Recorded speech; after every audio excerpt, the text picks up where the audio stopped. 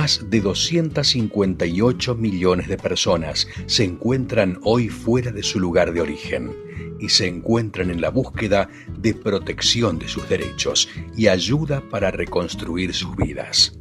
Migrantes, un programa con el corazón en las manos y los brazos abiertos.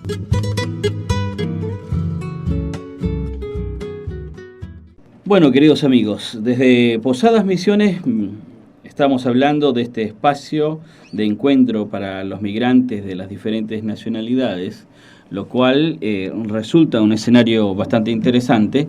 Pero desde este lugar vamos a dar un pequeño salto a New York, porque en virtud del programa de la semana pasada, que ya recibió muy buenos comentarios, que hicimos este vaciado de tantas canciones que llaman a la sensibilidad, que evocan la sensibilidad, y que gustó mucho, tenemos a uno de los autores de estas canciones, que es Juan Medici. Juan Medici es un excelente cantante, él se define como cantante de protesta, pero además de ser un cantante, ha atravesado por todo lo que significa la migración y el previo a la migración, todo lo que es la gestión para tratar de conservar la realidad del país como se conocía cuando se consideraba un país normal. Juan Medici es de Venezuela, de Caracas, después me corrige Juan si estoy equivocado, y desde el 2006 se interesó por la sensibilización del gentilicio venezolano respecto a la situación de crisis política, económica y social que estaba ocurriendo, y sus letras se convirtieron en el vehículo donde transmitió toda esa propuesta, todos esos sentimientos y toda esa confrontación, como le llama él en su expresiones al referirse a su postura respecto a lo que es la situación de Venezuela. Juan Medici, es un honor tenerte acá, bienvenido. Mira, muchísimas gracias, no merezco tan buena presentación. De verdad que estoy muy agradecido. Lo único que podría corregir de todo esto es que nací en Punto Fijo, una ciudad muy pequeña al noroeste de Venezuela. Bien.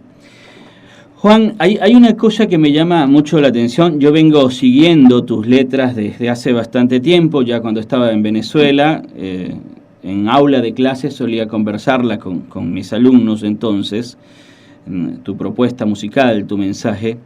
Pero la verdad que la canción de protesta había sido una bandera de la izquierda en Latinoamérica. Y la izquierda en Latinoamérica estaba bastante vinculada a esta realidad que tú le estabas haciendo frente allá en Venezuela. ¿Qué significa para el que tradicionalmente escucha la canción de protesta como una bandera de la izquierda, a que de pronto sea la izquierda el objeto de aquellas letras porque tampoco lo hizo bien?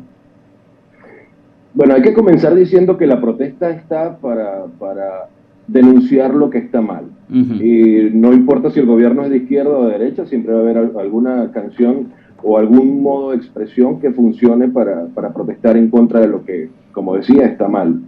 Pero en el caso de la protesta latinoamericana, quizá una de las referencias más grandes que tenemos es la nueva trova cubana, lo que se llamó la nueva trova cubana, sí, que realmente, desde mi opinión, estaba compuesta por agentes del comunismo que servían a las dictaduras de izquierda para sencillamente lavarles la cara, para hacer pensar que todo funcionaba muy bien en estos regímenes comunistas, pero en realidad no siento que corrieran algún tipo de peligro cantando canciones que más que ir en contra de los sistemas en los que vivían, los apoyaban, los aupaban y de hecho vivían bajo la sombra de estos regímenes protegidos. Quizá este modo de hacer protesta, que no lo voy a llamar nuevo, porque la protesta ha existido durante toda la existencia de la humanidad en distintas maneras de expresarla, quizá es más riesgoso cuando el sistema del que vives es precisamente al que le cantas mal, contra el que combates a través de las ideas. Ujú. Y a medida que ha ido avanzando el tiempo, como lo decías bien al principio, yo comencé escribiendo únicamente sobre la situación que ocurría en Venezuela. Sin embargo, eh, los mensajes comenzaron a llegar de cualquier parte del mundo donde existían el mismo peligro, donde ya estaban bajo este tipo de regímenes, y tuve que expandir un poco más y entonces llevarlo más allá y enterarme un poco más, estudiar un poco más, porque yo era solo un ciudadano que se cansó de estar sentado en el sofá de su casa viendo por televisión cómo se caía el país a pedazos, y por eso decidí de alguna manera poner algo, un granito de arena. Y la única forma que conozco es con arte, con música. Sí. Esto me ha llevado por caminos bastante difíciles, bastante complicados, pero que bueno, que estamos dispuestos a llevar adelante, porque nuestra lucha es justa, nuestra lucha es por la libertad, y no conozco lucha más noble que esa. Claro.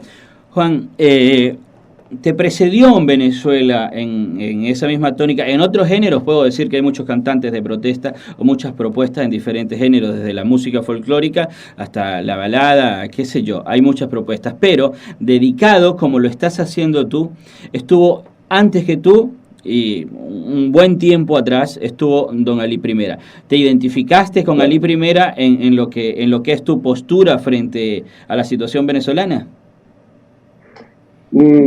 Yo creo que tendría que hacer cierto... vamos a acomodar esto de alguna manera. Ali Primera, en mi casa se escuchó toda la vida. Sin duda alguna, tiene que existir esa referencia en mi cerebro que me hacía pensar que ese tipo de música se podía hacer. Yo nunca me interesé por la protesta hasta que llegó el chavismo al poder en Venezuela. Nunca lo vi como un género que me pudiese realmente interesar o llenar. Pero una vez que sentí la inquietud interna de poder exorcizar los demonios que estábamos viviendo como venezolanos, entonces sí lo vi como una posibilidad. Ahí comencé realmente a estudiar Ali Primera, y bueno, si te fijas, Ali realmente nunca fue tan contundente, nunca fue tan abierto con el mensaje. Siempre, quizá, si sacamos el primer disco de esta historia, te podría decir que Ali escribía sobre muchas cosas más que de protesta. Pero sus canciones, sin duda, son un gran legado para todos los venezolanos. Me parece que es un modo súper interesante de aportar a la lucha por la libertad de los pueblos. Pero quizá lo que yo estoy haciendo también, no quiero ni hacerlo a un lado ni no, pero es un poco más directo. Yo creo que las cosas deben llamarse por su nombre muchas veces, y entiendo que la poesía es maravillosa, pero a veces es mejor llamar a las cosas, a los demonios, por sus propios nombres. Claro. Cuando escuchamos una de las primeras canciones tuyas que fue bastante recurrida en las redes sociales, ¿no? Hablabas con mucha dureza, describías la situación y te referías a los líderes de la situación de Venezuela, te referías con muchísima dureza. Hoy día las canciones tienen por ahí un matiz un poco diferente. ¿Hay alguna transformación de Juan en ese trayecto del Juan migrante que ahora está en Nueva York? ¿O sigues con la misma contundencia, solo que, bueno, por circunstancias particulares tus letras tienen otra dimensión? ¿Cómo sería?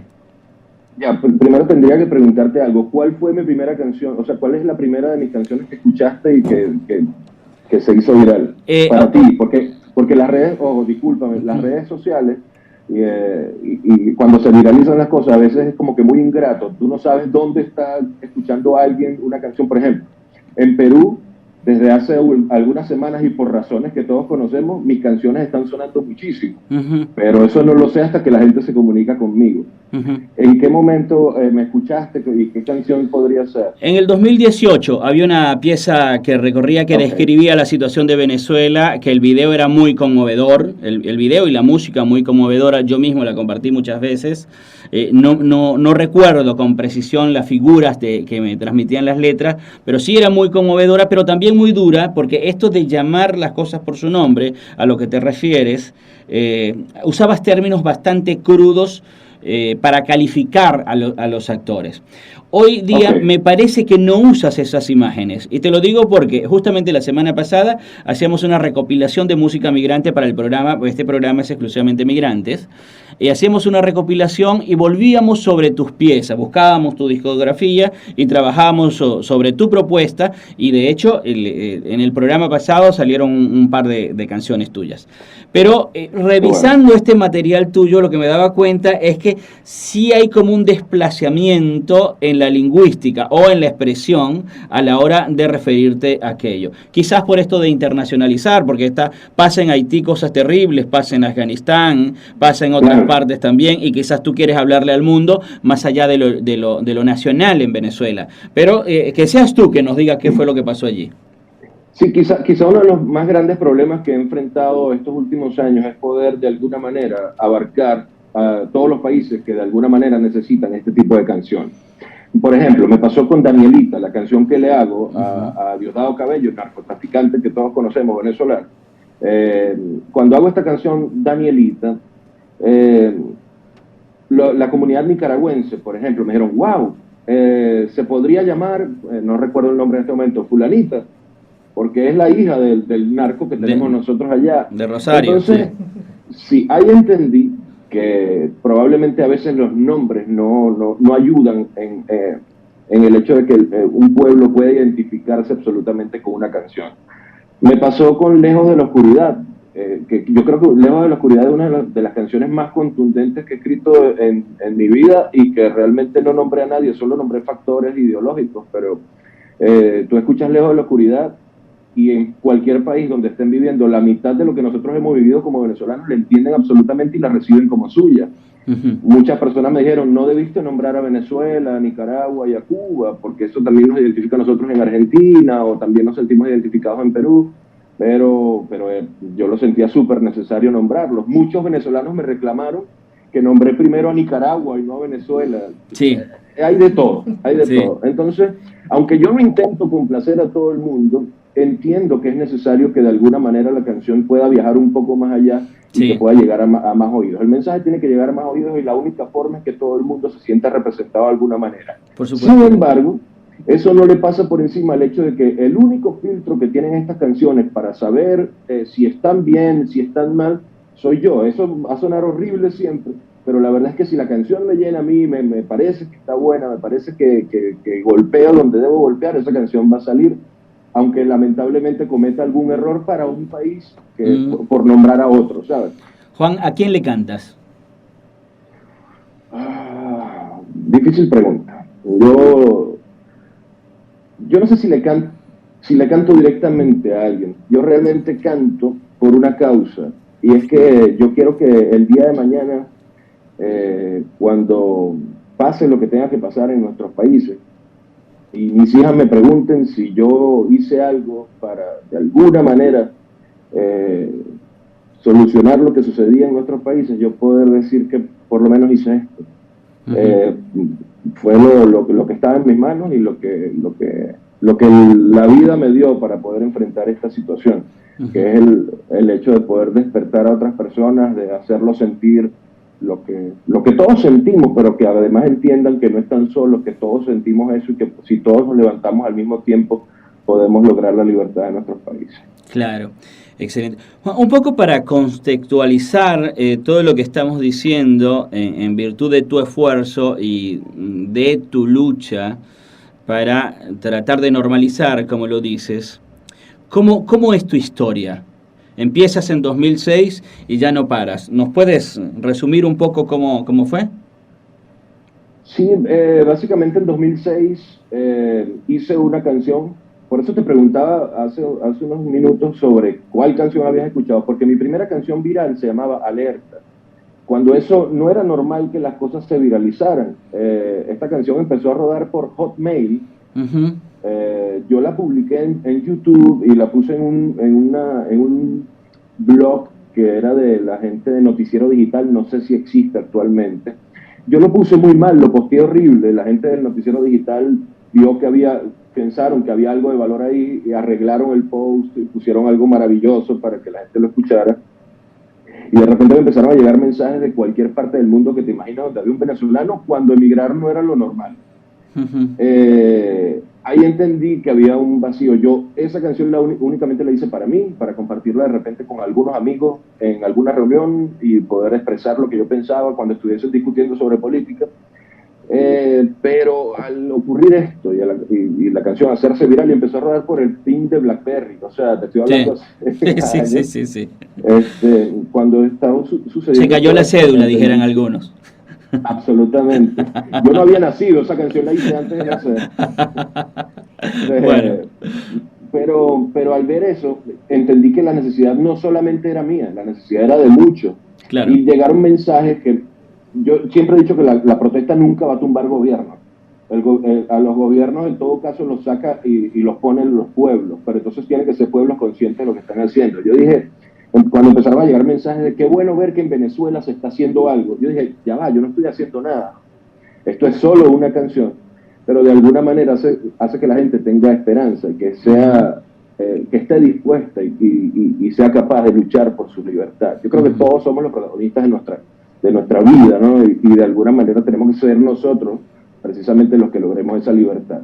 Luego de que sucede lo de esa canción, estuve escribiendo un poco más, sin publicar nada, hasta el año 2009 quizá, que es cuando retomo lo de la protesta con más fuerza porque ya tenía muchas canciones y empecé a rodar tímidamente por el país en encuentros muy pequeños con personas que de verdad se portaron muy bien durante toda esta etapa de mi carrera. Luego de eso hago un disco en 2011 en el que eliminé todas las canciones que tenía y dejé 3 canciones nada más para hacer un disco de 14 canciones. Cuando sucede esto, entonces, bueno, empezaron a llamarme todos digamos, las fracciones de jóvenes de los partidos políticos para que fuese a cantar en sus estados, para que fuese a cantar en las ciudades donde querían, y empecé a rodar por muchos pueblos y me di cuenta de la necesidad que existía real por hacer protesta. Y te digo esto porque me llegaron comentarios de personas señoras que se me acercaban y me decían, yo no sabía que esto se podía hacer, yo no sabía que nosotros podíamos reclamar, yo no sabía que tú podías decir esas verdades y que de repente yo también las pueda decir. Entonces ahí la cosa fue evolucionando. A mí me tocó hacer cierre de campaña de políticos grandes y en distintas ciudades, pero empecé a lamentar mucho. Quizá lo que hizo el quiebre en mi vida, porque para ponerlo de alguna manera, y disculpa que extienda esto, no te preocupes. Normalmente cuando tú eres joven tienes sueños artísticos y quieres de repente ser famoso y vender muchos discos y ganar premios. Probablemente durante muchos años, incluso ya metido en la protesta, yo seguía con algún pensamiento de lo que ya traía desde niño, que era el sueño normal de un músico. Pero hubo un momento de quiebra absoluto en mi carrera, que cuando de hecho lo dejé de llamar carrera, porque recuerdo que fue una presentación en Trujillo, en Valera, era el cierre de campaña de Capriles. Ese día, cuando eso iba contra Chávez, ese día, al bajarme del escenario, ojo, un escenario que tenía, obviamente no por mí, iban por él, sin duda alguna, ¿no? Pero habían no sé cuántas cuadras de gente, no sé cuántas cuadras de personas había porque no se veía el final. Yo tengo una imagen aérea de ese concierto, y el concierto donde yo he cantado para más personas en mi vida. Y cuando me bajé del escenario, todas las personas que lograron acercarse hasta donde estaba, que se abrazaran, a tocarme, me dijeron, en su mayoría me dijeron esto: Capriles le va a ganar a Chávez y él sí nos va a solucionar todo esto. Ese día entendí que la gente aún no ha entendido el mensaje, lo que yo intento decirle. Juan, cuando siguen esperando un Mesías estamos condenados. Sí, te interrumpo un momentito. Quédate con nosotros que nos vamos a una pausa y volvemos enseguida. Pero en la pausa queremos sonar con algo de tu propuesta. ¿Cuál propones? La que ustedes quieran, la que ustedes sientan como suya. Bien, nos vamos a una pausa, don Becco, y volvemos enseguida.